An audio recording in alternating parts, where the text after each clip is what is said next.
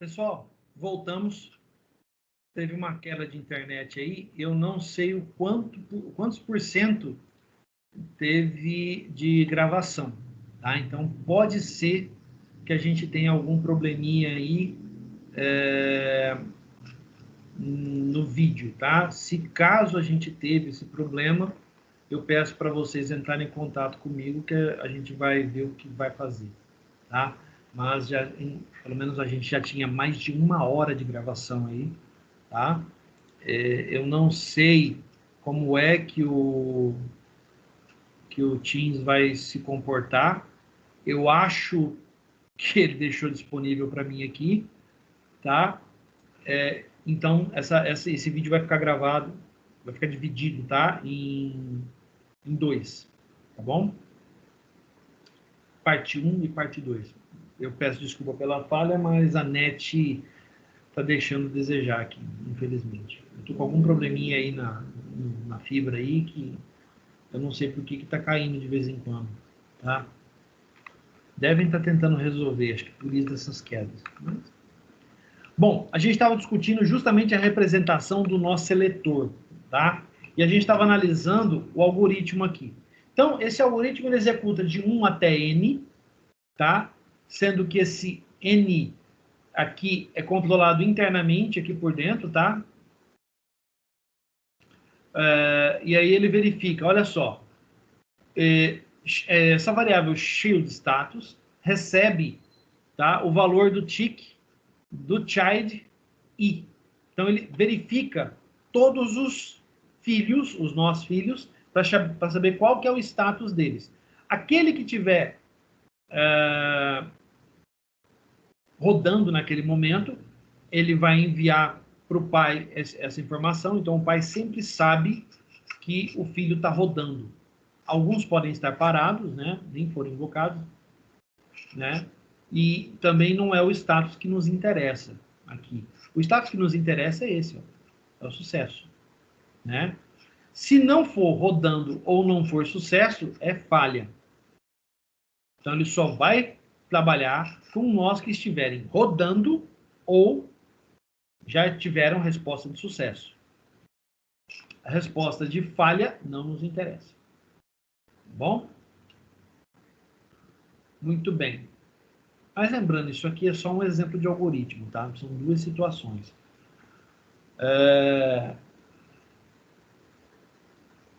Quando a gente estiver analisando a parte de diálogo em jogos, talvez isso fique um pouco mais claro para vocês. Bom, vamos analisar os nós de sequência, tá? Os nós de sequência são usados para localizar e executar o primeiro filho que ainda não foi bem sucedido. Um nó de sequência retornará imediatamente com um código de status de falha ou execução quando um de seus filhos retornar falha ou execução. Os nós filhos são marcados em ordem da esquerda para a direita, igualzinho os anteriores, tá? E aqui a gente tem justamente essa resposta. Então, os nós de sequência, eles procuram, né, dentro do algoritmo, os filhos que estejam rodando ou que estejam em falha. Se ele não encontrar nenhum rodando, nenhuma falha, ele retorna sucesso, quer dizer, o filho selecionado já executou e retornou uma resposta positiva. Certo? Aqui a gente tem uma visualização um pouco maior da árvore de comportamento, que modela o plano de busca e apreensão de um robô de 2 braços. No caso, o que ele vai verificar? Estado inicial, aí você tem um estado de sequência que traz questionamentos, né? Então, o objeto posicionado foi retirado. É um estado final. Senão ele vem para essa outra situação, né? E essa situação é busca no chão, busca nos organizadores e busca no closet, tá? No armário. Uma outra situação vem para essa sequência e verifica, ó, é um objeto, o objeto foi apanhado, ele pegou o objeto, tá? Se não, ele verifica, se o objeto pode ser apanhado em uma mão ou em duas mãos. Certo? Então, verifica aqui quantas respostas finais nós temos. Respostas finais. Duas, né? O objeto foi removido daquela posição ou o objeto foi apanhado. Todas as outras são situações que geram outras respostas. Mas as duas respostas são sempre iguais. São sempre as mesmas, né? Olha lá, o objeto foi removido de sua posição. Ele vai procurar. Ele procurou, ele encontrou, ele volta. Eu encontrei, eu volto. Aí ele vem para cá. Ah, então quer dizer que ele volta esses estados? Sim, ele cumpriu a tarefa, né? Cumprida a tarefa, ele retorna ao estado anterior, sucesso, sucesso, certo. Aí ele questiona novamente. Bom, obtive sucesso nessa parte? Obtive, então eu vou para essa. Muito bem. Aqui, eu obtive sucesso? Sim, eu apanhei o objeto. Não, eu não obtive ainda. Muito bem. Eu vou tentar essa tarefa com uma mão ou eu vou tentar com as duas mãos. Eu obtive sucesso com as duas mãos? Sim, eu volto para o anterior. Eu obtive sucesso? Sim, o objeto foi apanhado. Retorna sucesso para cá, sucesso para cá, sucesso. Entenderam? Então, isso aqui não são estados finais, são ações. Estados finais são esses. Ó. O objeto foi removido daquela posição ou o objeto foi apanhado. Se ele foi removido dessa posição, é failure, né? Se é failure, o que ele faz? Isso aqui é failure, para mim não interessa, então eu vou para o próximo. O que eu vou fazer nesse estado aqui? Procurar no chão, procurar nos organizadores ou procurar no armário. Muito bem. Eu obtive sucesso em qualquer um deles, eu encontrei o objeto.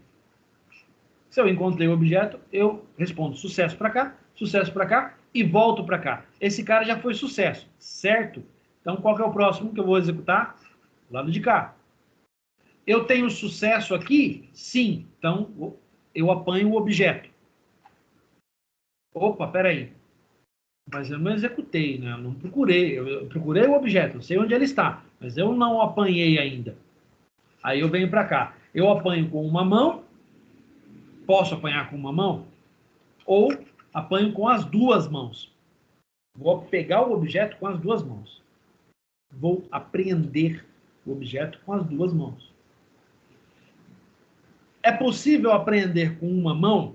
Não, o objeto é pesado demais, ou o robô não está configurado para isso. Qual é o correto? Aprender com as duas mãos. Então, ele vem para cá, failure, ele volta. Failure, então eu vou tentar o outro. Ele vem. É possível? É. Então, sucesso. Respondo sucesso para cá, respondo sucesso para cá. Sucesso? Sim, eu executo esse aqui. O objeto apanhado. Sucesso, sucesso, sucesso. Entenderam? Olhando desse jeito, talvez não seja muito fácil de você compreender. Vamos analisar a utilização, que é o próximo passo agora, para a gente entender como é que ele funciona de fato. Tá? Vamos dar uma olhada, ó. As árvores de comportamento originam-se da indústria de jogos de computador, como uma ferramenta poderosa para modelar o comportamento de personagens não jogadores, NPCs. Eles têm sido amplamente usados em videogames de alto nível, como Halo, BioShock ou Spore, tá? E as séries de jogos Fallout, The Witcher e Darksiders. Aqui vai um comentário. Quando a gente mostrar, eu vou mostrar cenas desses jogos. Aí eu vou comentando cada um deles, tá? Trabalhos recentes propõem árvores de comportamento como estruturas de controle multimissão para os UAV, que são os Unmanned Aerial Vehicles, ou em português, VANT, veículo aéreo não tripulado. Tá errado aqui, deixa eu corrigir. Veículo aéreo. Não tem esse aéreo aqui. Caramba. Veículo aéreo não tripulado. Isso aqui, recentemente, tem ganhado bastante fama, né? Olha lá, ó. Ele tem ganhado bastante fama. Por quê? Porque veículo aéreo não tripulado são os nossos drones, né? Que a gente usa. São aqueles veículos que você lança, determina assim, ó, você vai até determinado posição de GPS, circula aquela área nessa rota aqui pré-estabelecida e ao concluir você volta. Isso é um veículo aéreo não tripulado. Os nossos drones programáveis, né? Eles fazem isso. Não tem um piloto para tomar conta. A rota já está pré-programada. O piloto só entra em ação em determinadas situações.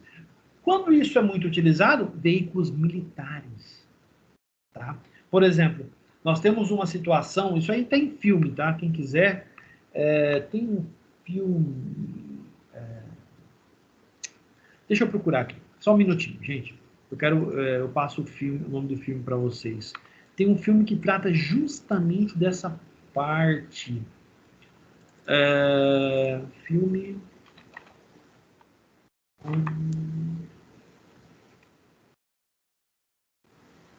Deixa eu ver se é esse aqui.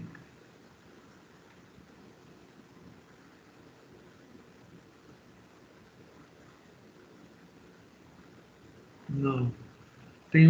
Tem esse filme aqui, mas tem um outro com um.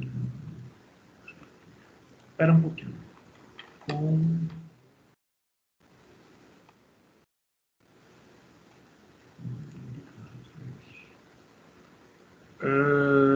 Deixa eu acho que é aqui. É um filme do Ethan Hawke, tá? Eu vou colocar o filme aqui para vocês verem do que eu estou falando, tá? O nome do filme é Good Kill, tá? Deixa eu colocar aqui, Good Kill. Deixa eu pegar. Morte Limpa, o nome do filme, tá? Aqui, ó. Esse cara aqui, tá? Good Kill, Morte Limpa, tá? Deixa eu achar o filme aqui. Esse filme é bastante interessante, tá?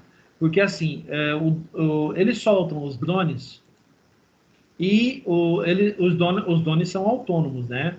Eles ficam sobrevoando uma determinada região, tal, até encontrar um alvo de importância para os americanos. Quando eles encontram esse alvo de importância, aqui tá, vocês vão ver aqui quadro a quadro, tá? Mas depois eu passo o... Olha lá, tá vendo? Ó? Aqui, por exemplo, tem algumas cenas. Deixa eu voltar aqui um pouquinho. Ó. Olha só. Aqui. Olha lá. O drone localizou alvos de importância. Tá vendo? A partir desse momento, o drone para de operar no modo automático e começa a operar, avisa um piloto e o piloto assume. O piloto lá nos Estados Unidos, ele assume o comando do drone para executar a missão. Por quê? O drone não tem autorização de disparo em modo automático, em modo automatizado. Não. Tem que ter um piloto para tomar essa decisão. Certo? Porque o piloto vai avaliar uma quantidade enorme de situações. Mas isso eu acho que, inclusive, eu não sei se isso vai se manter do jeito que está. Mas hoje, do jeito que a guerra eletrônica funciona hoje, né, que a guerra cibernética está funcionando hoje, eu acredito que brevemente inteligência artificial que vai assumir isso. Mas também não sei até onde. E aqueles que pensarem, o professor está viajando. Não, gente, eu não estou viajando. Não. É assim. Tá? É assim que funciona. Tá bom? Depois eu passo o link para vocês desse filme, tá? Mas o nome do filme é Good Kill. Ó, Good Kill, é Morte Limpa, o nome do filme, tá? Em português. Aqui está máxima precisão, mas vocês vão achar esse filme como... Aqui, Morte Limpa, ó. Tá aqui. Tá? Eu recomendo, é um filme bom. Não é um filme novo, é um filme ligeiramente antigo, mas é um filme bastante interessante, que traz muito do que a gente estava falando aqui agora, em termos de comportamental, árvore comportamental, e que envolve também árvores de decisão. Por quê? As árvores de decisão são aplicadas no nível hierárquico das Forças Armadas Americanas, não só das americanas, hoje acho que em grande parte das Forças Armadas do mundo utiliza esse tipo de organização. Tá? Depois do 7 de setembro, né, as Forças Armadas Americanas mudaram muito devido à bagunça que aconteceu na hierarquia para tomada de decisão, né, por causa dos aviões que foram sequestrados na época. Então tem um vídeo, inclusive, um especial, eu não lembro agora qual especial, depois eu, conversando com vocês, eu coloco lá no grupo o link desse vídeo, tá? É um especial que trata sobre o 11 de setembro, da visão, né, mas pela visão dos pilotos americanos, os pilotos militares, tá? Por exemplo, por que eles levaram tanto tempo para entrar em estado de alerta?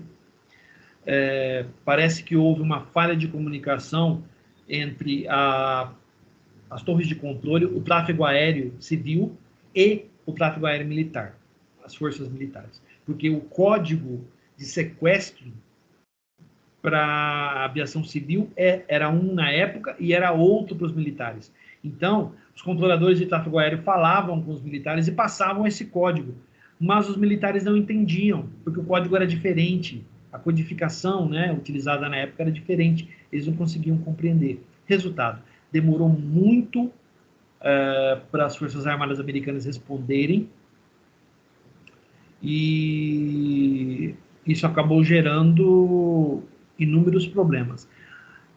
Nesse vídeo, eles tentam não falar sobre o assunto, mas houve um comentário na época que,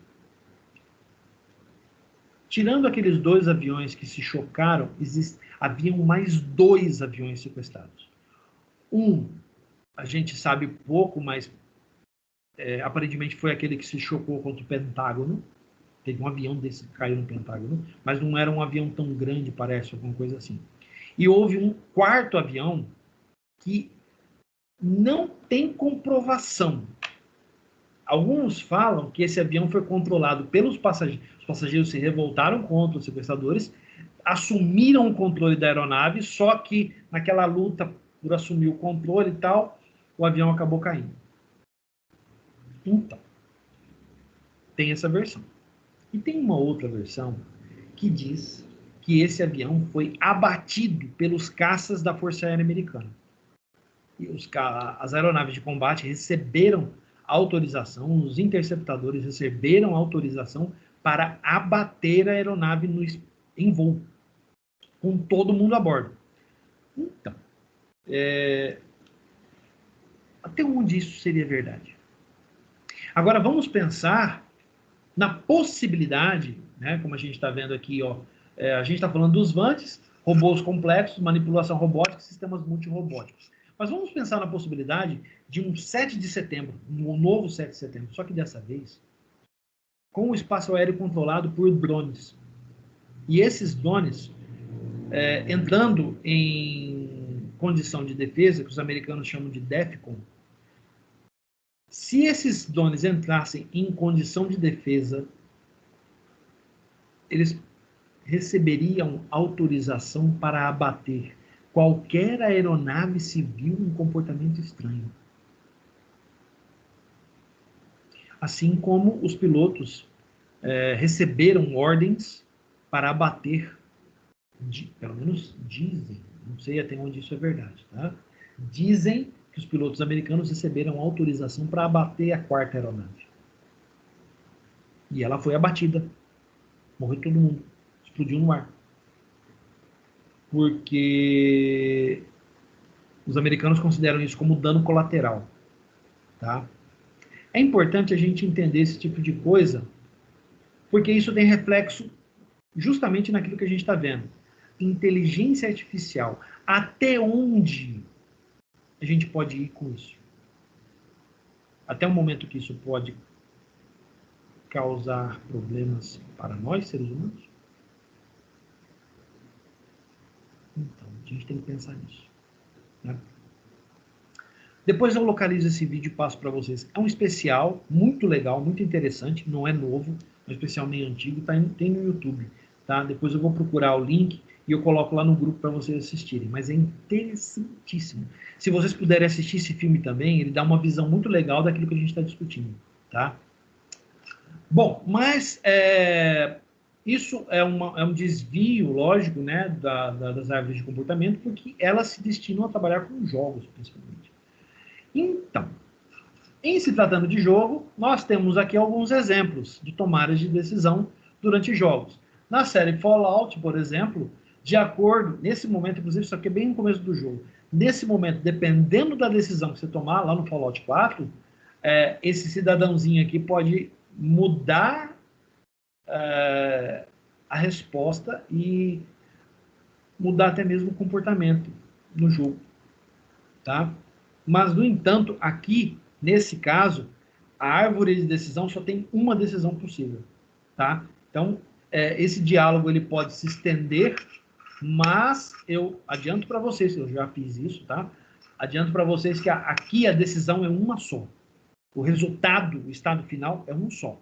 Você vai até o vault no fundo da Terra, né? Você vai ser levado para lá para ser protegido, porque isso está ocorrendo momentos antes do início de uma guerra nuclear.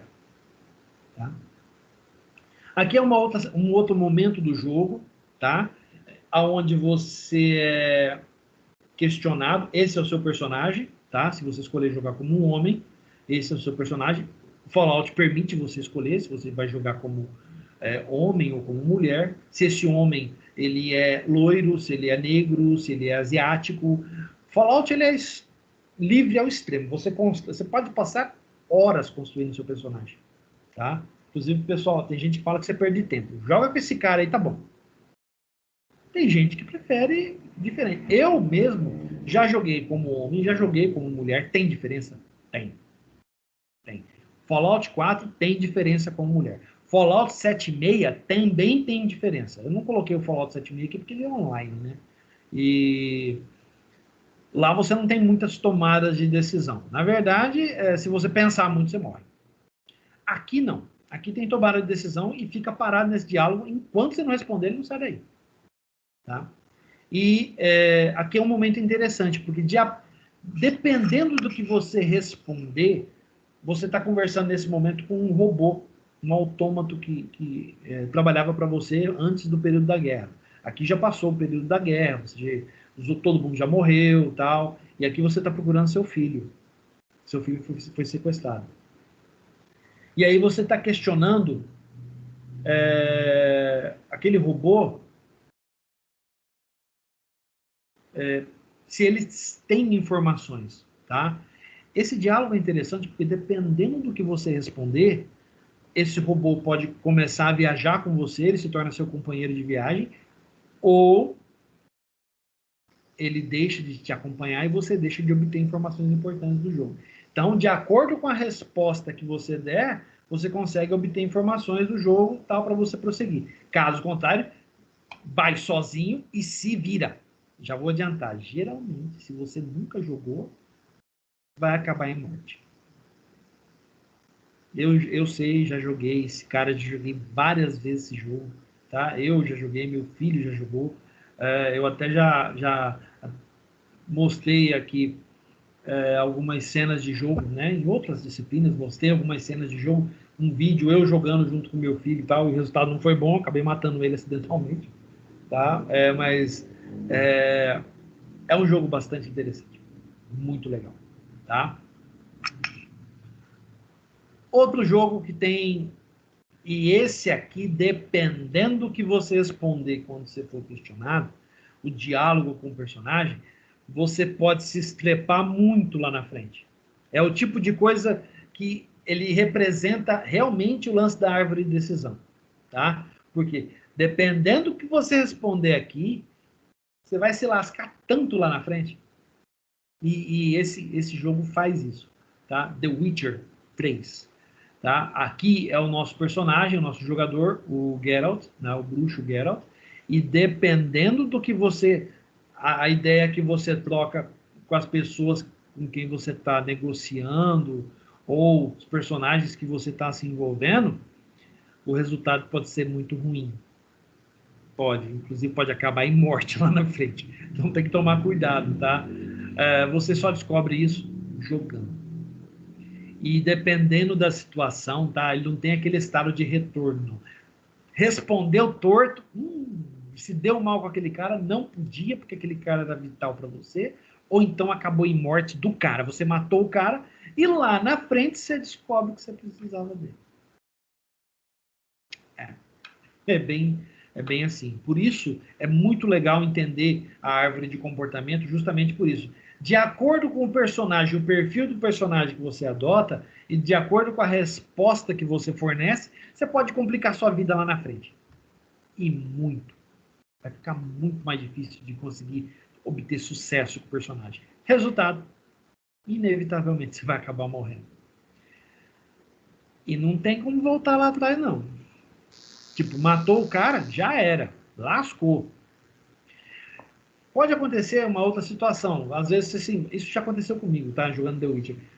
Você acidentalmente matar alguém. No Fallout também isso acontece, tá? Acidentalmente você entra num combate, por exemplo, né, com inimigos e tal, e lá no meio tinha alguém que não era para estar ali. Literalmente, tá no lugar errado na hora errada. Então, você vai e mata o cara. Ou então, o inimigo acaba matando o cara. Aí você descobre que aquele cara é um dos melhores vendedores do jogo. E você não comprou o que você precisava. Para você conseguir o que você precisa, no caso do The Witcher, você vai ter que dar uma volta gigante, fazer uma porrada de coisa. Entenderam? Árvore comportamental. Junto com árvore de decisão. Certo? Tomou decisão? Então, não pensou? Lá na frente você vai se arrepender. Beleza? Uma outra situação de The Witcher também, tá? Aqui, por exemplo, ele está decidindo se ele vai mudar o visual dele. Então, mudança de visual também tem reflexo em The Witcher. Porque se você fizer um cara muito brucutu, personagens femininos não vão querer conversar com você, vão ter medo de você. Algumas vendedoras não vão querer te atender. Isso tem reflexo também, tá? É um dos poucos jogos que eu já vi que isso acontece de fato. No Fallout não tem nada disso, mas o The Witcher tem. The Witcher tem isso, tá? Durante a minha pesquisa eu estava avaliando, parece que Dark Souls tem alguma coisa assim também, mas gente, eu evito Dark Souls, é difícil demais, é um trampo sem fim. Parece que o Sekiro tem, Sekiro é um Dark Souls, é um estilo Dark Souls, tá? E parece que ele também tem os questionamentos, tem toda essa parte, dependendo da decisão que você tomar, vai pipocar lá na frente, tá? Existem vários jogos assim. Esse outro aqui, o Darksiders 2, ele é um outro exemplo, diferente um pouco. Aqui é mais tomada de decisão, não é comportamental. Por quê? O personagem é brucutu. Tá? No caso do Darksiders 2, você representa são os Cavaleiros do Apocalipse. Aqui você representa a morte. Ele é naturalmente brucutu e todo mundo no jogo é naquele estilo que você está vendo ali. Ó. Né? Então, comportamento pouco importa, porque todo mundo é hostil. Não tem gente boazinha. Não, todo mundo é hostil no jogo. A diferença está na árvore de decisão. Por quê? Dependendo do que você responder para o personagem, esse cara pode se tornar um excelente vendedor para você, inclusive dando desconto em alguns itens, o que é muito importante lá na frente. Ou ele pode se tornar, permanecer hostil com você e você que se vire para arrumar dinheiro para comprar as coisas. Inclusive, em uma determinada etapa do jogo, nesse caso do Darksiders 2, ele fornece missões para você, mas só se você foi simpático com ele, só se você deu respostas legais, deu as respostas certas, certo? Se você der as respostas certas, ele se torna simpático com você e até te fornece missões. E essas missões são legais, porque os itens, as recompensas dessas missões, não são missões fáceis, lógico, mas as recompensas são boas, são legais, são interessantes, tá? O último exemplo aqui, ó, é o Darksiders 3, que o personagem é uma mulher, né? O personagem é uma mulher. Você é a cavaleira, não é a amazona, tá? Aqui não tem esse conceito, tá? Você é a cavaleira da fúria, né? Lembrando que a série Darksiders 3 não obedece muito àqueles 4 cavaleiros do Apocalipse bíblico, tá? Isso aqui é uma outra mitologia, tá? Um pouco diferente. Você tem guerra, morte, fúria e cobiça, tá? Que é o irmão, é um dos irmãos, são 4 irmãos nesse caso aqui. Ela é a única irmã, tá? E ela é esquentadinha. Ela é a boca torta. Ela responde torto mesmo, ela não tá nem aí. Só que aí tem um detalhe, aqui, por exemplo, ó, tem decisões. Ou você poupa os caras, ou você mata os caras. Tem reflexo? É óbvio. Apesar que isso aqui está bem avançado lá no jogo, né? Ela já tem vários poderes, ela tá super OP nesse caso aqui. Mas no começo do jogo, dependendo da decisão que você tomar, você vai se complicar lá na frente. Vai ficar muito mais difícil. Ah, professor, tem... eu gosto desse jogo, tem um passo a passo? Então, passo a passo é tão longo. Ai, é chato. Mas tem. Tem. O problema é que a cada decisão que você vai ter que tomar, você vai ter que olhar o passo a passo para saber como chegar com ela naquele momento. Tal. Isso acontece muito aqui, tá, gente? Ó, aqui, ó, no The Witcher. Isso acontece muito aqui, tá? Mas é tão longo, é tão grande esse passo a passo das tomadas de decisão. E se você... Porque, inclusive, uma vez eu tive a oportunidade de ver o mapa, parte do mapa, né, que representa o gráfico da árvore comportamental do The Witcher. Gente, é imenso. Imenso. Tá? É imenso. Os caras que inventaram o jogo passaram anos pensando nisso, desenhando, criaram tudo isso antes de criar o jogo. Tá? Isso influi, inclusive, até na personalidade do teu personagem. Você pode criar um cara mais sedutor, mais boa pinta, né, tal, que vai ter facilidade de interagir com alguns, tal. Ou você pode criar o brucutu e aí assusta todo mundo. Então, tem isso. Aqui no Darksiders você não tem esse lance de personalidade, mas a árvore de decisão é ativa aqui. No 2, mais ou menos, você não tem muito de onde fugir. Agora, no 3, dependendo do que você fizer, vai dar um pipoco gigante lá na frente, o jogo vai ficar 10 vezes mais difícil. Primeira vez que eu joguei, eu sofri. Nossa, mas como eu sofri. Gente do céu, o resultado não foi bom.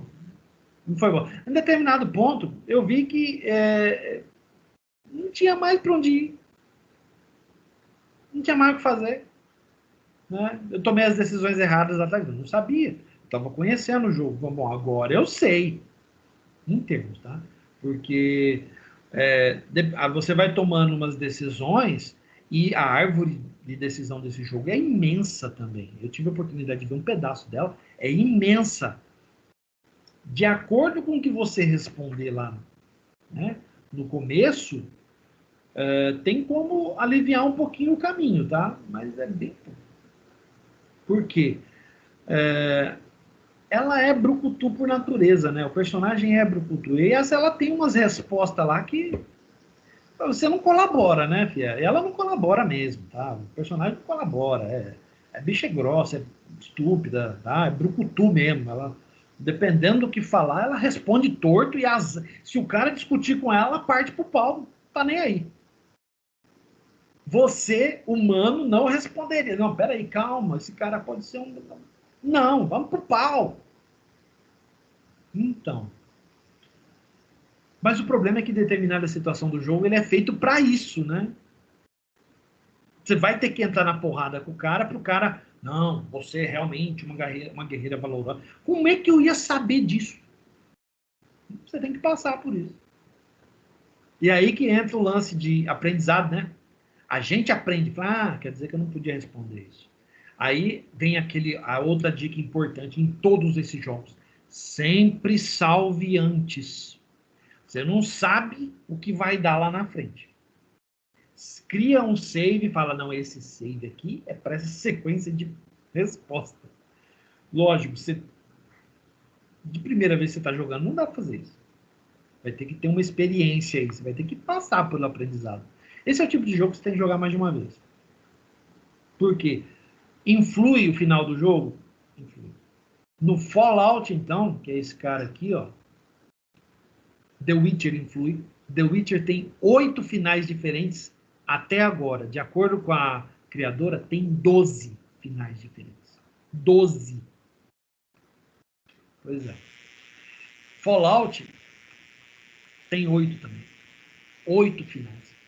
E eu não tô brincando, até hoje eu só consegui 4. Os 8 são muito difíceis de conseguir. Eu já ouvi falar de gente que conseguiu, mas eu nunca vi vídeo, cara, provando que fez esses finais alternativos. Então, é complicado. Darksiders 2 é um final só, tá? As side quests laterais, as buscas, né, opcionais, elas podem ajudar esse final a ficar mais fácil ou não. Já vou adiantar que o final é bem complicado. Se você fizer a side quest para conseguir tornar o seu personagem mais forte, beleza. Mas as side quests são complicadas também. Você quer chegar fortão no final? Você vai ter que apanhar pra cacete no caminho. E ela, no Darksiders 3, então, as side quests fazem isso, mas influenciam no final também. Tá? Até onde eu sei, são 4 finais diferentes. Eu só vi 2 até hoje. Eu consegui um, o outro eu larguei mão, desisti do jogo, porque estava tudo ferrado, muito difícil. Aí eu recomecei de novo e aí eu consegui esse final. Né? Pretendo, assim que sobrar tempo, tentar de novo. Tá? Mas é complicado. É um jogo longo, é um jogo complicado, longo. The Witcher é longo pra caramba. Fallout, então, nem se fala. Se você quiser fazer os finais tal, são jogadores diferentes, são caminhos diferentes. Cada final leva pelo menos uma semana ou mais jogando direto. E a gente não tem tempo assim. Beleza? Então, era isso que eu queria passar para vocês hoje. Né? Algo bem diferente, né? Tal, mas ligado ao que a gente está acostumado a ver, né? No nosso dia a dia. Tá bom? Vamos aqui para o nosso relatório de aula. E como sempre, o professor, uma mão de açúcar, né? A disciplina já é complicada por natureza, não vou complicar a vida de vocês. O relatório para falar sobre o que a gente discutiu hoje. Tá bom? Árvore de decisão, todos os tópicos que a gente viu. Árvores comportamentais, todos os tópicos que a gente viu. Prepara o relatório, coloca o assunto do e-mail, né, que é IAC, atividade 2021-0428, data de hoje ao contrário, e a data de entrega dia 1º, domingo, dia 1º? Domingo? Dia 4? 29, 30? Não? Sábado, né? De 1º de maio até as 11h59 da noite, quer dizer, você tem 72 horas para fazer o relatório. Tempo de sobra, né, pessoal? Dá, né? Então, os vídeos vão estar disponíveis. Vamos ao nosso encerramento. Está aqui meu e-mail. Está disponível também no grupo. Vocês têm. Caso de dúvidas, me chamem no WhatsApp. Tá bom? Em nome do Niderp Croton, vou agradecendo. Peço que vocês continuem se cuidando. Né? Campo Grande saiu agora, é zona vermelha. No dia de hoje, dia 28 de abril, nós estamos em zona vermelha da pandemia. Tá? tá? Nós estávamos em zona cinza, altamente contagioso a bagaça, caiu um pouco, mas vermelho ainda é preocupante. O estado inteiro praticamente está em vermelho, só tem 2 municípios, né? Que é Nioaque e Costa Rica, se não me falha a memória. Tá? O resto tudo está vermelho. Então vamos tomar cuidado, tá? Vamos policiar, vamos manter isolamento social o máximo possível. Quem puder ficar em casa, fica, pelo amor de Deus, continua usando máscara, lavando as mãos, álcool gel, tá? Sempre com muita responsabilidade, tomando todos os cuidados, tá bom? Então, fico por aqui. Um grande abraço, tudo de bom para vocês e até a próxima aula. Valeu! Fui!